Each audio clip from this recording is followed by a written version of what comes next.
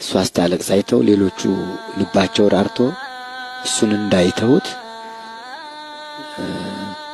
እሷን መመለስ ነበር አማራጫቸው። የእሷ ልቅሶ የእሷ እንባ ሲወርድ ልጅና እናት ሊገናኙበት ያልቻሉባት ቀን ናት ያቺ።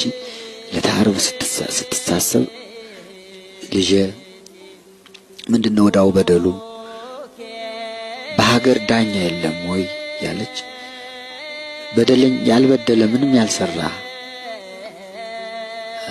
ሰው እንዴት ይፈረድበታል? እንዴት ይታሰራል? እንዴት ይወቀሳል? እንዴት ይከሰሳል?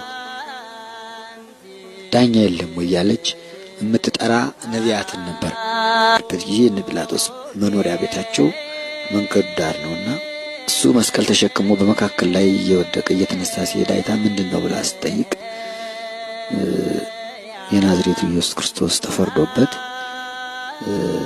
ሊሰቀል መስቀሉን ተሸክሞ እየሄደ ነው ሲነግሯት፣ እሷ ብዙ በዚያች ሌሊትም እሷ በሳት አለንጋ ስትገረፍ ጲላጦስ በአንገቱ ዘንዶ ሲጠመጠበት ራእይ አይታ ሶስቱ ልጆቿ ተናግረው የሚያውቁት ለዚያ ባልሽ ወዮለት ንጹሕ ደም ለሚያስፈስስ ብለው ነግረዋት ልካበት ነበርና ያንን አይታ አምስተኛው ምዕራፍ ደጃፏ ላይ